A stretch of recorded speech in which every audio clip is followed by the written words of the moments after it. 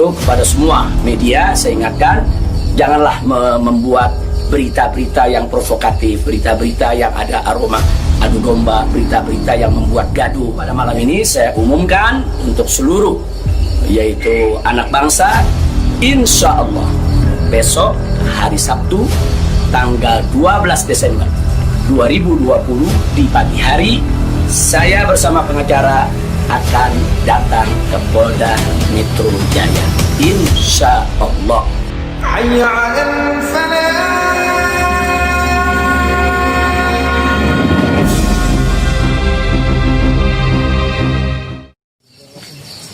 Assalamualaikum warahmatullahi wabarakatuh.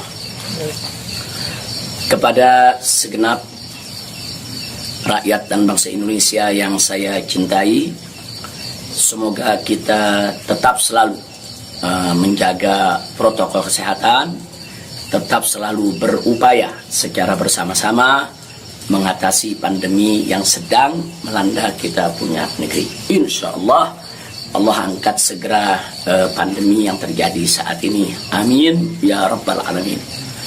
Nah, kepada seluruh masyarakat, dalam kesempatan ini saya ingin menyampaikan hal yang saya pandang amat penting sekali berkaitan dengan status saya sebagai tersangka di Polda Metro Jaya.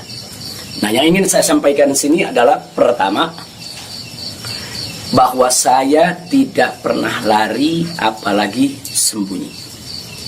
Sekali lagi saya ulangi, saya tidak pernah lari dan tidak pernah sembunyi. Karena selama ini pada proses pemulihan, saya lebih banyak duduk di Pondok Pesantren Alam Agrokultural Markas Syariat Megamendung. Karena di pesantren ini udaranya sangat asri, segar, jadi untuk pemulihan luar biasa bagusnya. Sekali-sekali saya turun ke Petamburan, saya turun ke Sentul untuk menengok anak dan cucu. Jadi bagian pertama yang ingin saya tekankan adalah saya tidak pernah lari apalagi sembunyi dari panggilan polisi. Yang kedua, saya juga tidak pernah mangkir dari panggilan Polda Metro Jaya. Nah, kenapa saya katakan saya tidak pernah mangkir?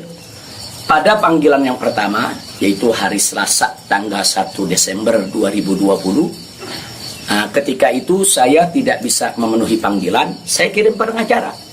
Pengacara datang ke sana, bertemu dengan penyidik, menyampaikan surat secara resmi, minta penundaan, dan alhamdulillah penyidik bisa memahami dan menerima.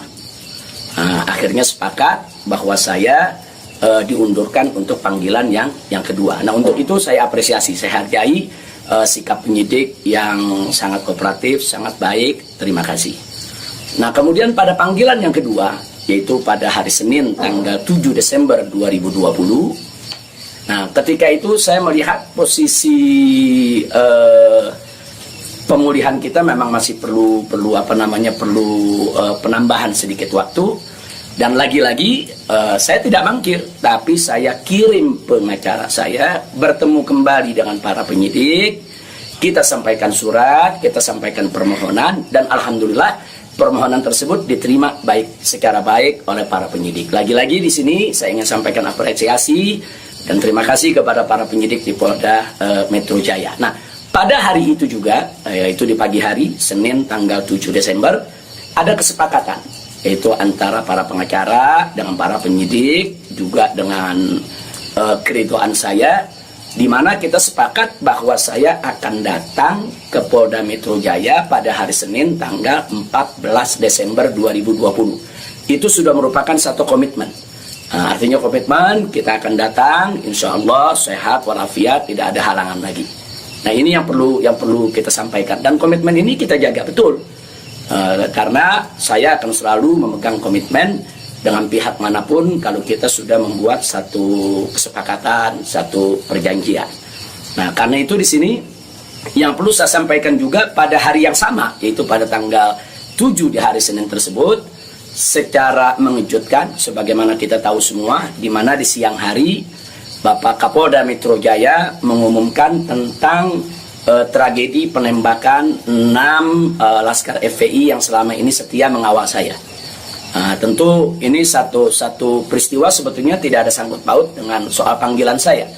Maka itu pada pagi hari itu saya tetap kirim pengacara, saya tetap mengurus urusan panggilan, karena memang kita tidak pernah sangka kalau penembakan itu berkaitan dengan Polda Metro. Karena saat itu kami masih mengira kalau itu adalah orang tak dikenal. Nah, ala kulihal, setelah itu yang mengejutkan kami pada hari Kamisnya yaitu tanggal 10 Desember 2020, secara tiba-tiba Polda Metro Jaya mengumumkan saya sebagai tersangka. Ya, tentunya saya, para pengacara semua terkejut karena 2 panggilan sebelumnya itu saya masih berstatus sebagai saksi, dan itu pun belum sempat diperiksa. Rencana pemeriksaan tanggal 14 Desember, itu hari Senin yang akan datang ini. Nah, tapi karena memang pengumumannya begitu mengejutkan, pada hari Kamis tersebut saya sebagai tersangka, kemudian mendengar itu tidak benar kalau ada mengabarkan saya sembunyi, saya lari, tidak benar. Saya tetap berada di markas syariat Megamendung. Nah, begitu hari Kamis ada pengumuman semacam itu, Jumat pagi tanggal 11 Desember itu kita kirim lagi para pengacara untuk bertemu dengan penyidik, dan alhamdulillah terjadi pertemuan dengan penyidik. Nah, ditanyakan oleh para pengacara bagaimana komitmen yang hari Senin tanggal 14, apa itu batal atau bagaimana. Nah, kalau saya pribadi ingin tetap berpegang kepada komitmen. Nah, karena kita ini ustadz, dai, bergerak di bidang agama, tidak layak kalau kami itu membatalkan perjanjian atau suatu komitmen. Nah, kita dapat jawaban dari para penyidik. Dari para penyidik kelihatannya mereka tidak mau menunggu sampai hari Senin, mereka minta lebih cepat. Nah, pada saat itu juga para pengacara minta kepada para penyidik, ya Habib Rizik siap dipanggil kapan saja, tapi tolong surat panggilannya dibuat. Surat panggilan sebagai tersangka. Kami tidak pernah terima. Kami tidak pernah terima. Tapi kelihatannya para penyidik agak keberatan untuk mengeluarkan surat tersebut. Akhirnya terjadi kesepakatan, kalau begitu cobalah bagaimana caranya supaya Habib bisa lebih cepat lah ke Polda Metro Jaya. Jadi artinya mereka tidak mau melanggar komitmen juga, karena memang komitmennya pada tanggal 14 siap diperiksa. Nah, kita katakan melalui pengacara, kami bukan orang-orang yang suka ingkar janji, bukan orang-orang yang suka mengingkari komitmen yang ada. Tapi karena memang Polda Metro Jaya meminta lebih cepat, lebih baik menurut beliau, saya terima. Nah, karena itu pada malam ini saya umumkan untuk seluruh, yaitu anak bangsa, insya Allah besok hari Sabtu tanggal 12 Desember 2020 di pagi hari, saya bersama pengacara akan datang ke Polda Metro Jaya, insya Allah. Nah, jadi saya mau menunjukkan bahwa kita tetap punya komitmen untuk menjadi warga negara yang baik, untuk patuh hukum, untuk ikut melaksanakan daripada prosedur hukum yang ada.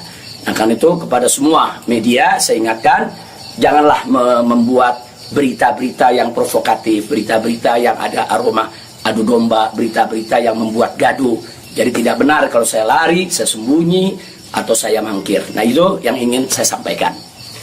Nah, selanjutnya saya ingin menyampaikan kepada Polda Metro Jaya agar tidak terjadi kerumunan, agar tidak mengambil perhatian daripada masyarakat, agar juga tidak ada pihak ketiga yang memanfaatkan yaitu momentum soal penjemputan saya ini sehingga bisa menimbulkan kegaduhan. Maka itu saya minta kepada Polda Metro Jaya tidak perlu untuk mengerahkan kekuatan secara berlebihan. Bahkan menurut saya tidak perlu ada penjemputan, tidak perlu ada pengerahan pasukan.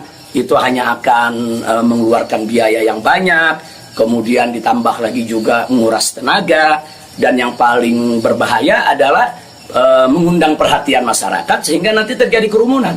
Nah, begitu terjadi kerumunan, nanti ada pihak ketiga sebagai provokator membuat kegaduhan, dan ini akhirnya bisa merugikan kita semua.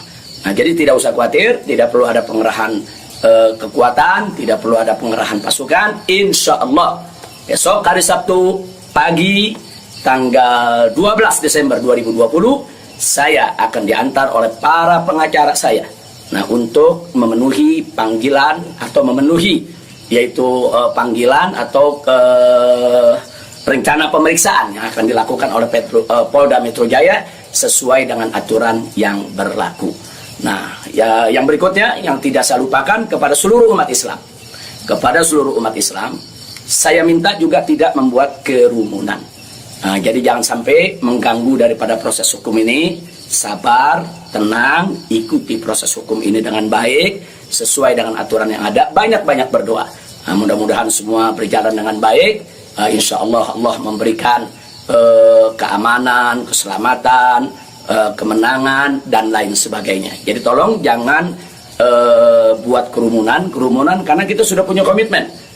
Bagaimana untuk tetap menjaga protokol kesehatan, bagaimana kita bersama-sama dengan semua komponen anak bangsa yang ada untuk mengatasi pandemi di kita punya negeri. Nah, jadi sekali lagi saya ulangi kepada Polda Metro Jaya, saya minta tidak perlu untuk mengerahkan pasukan, apalagi secara berlebihan, karena akan mengundang perhatian, mengundang kerumunan, bahkan bisa memberi kesempatan kepada pihak ketiga, provokator, untuk membuat kegaduhan. Nah, ini kalau ini terjadi, akhirnya kita semua rugi.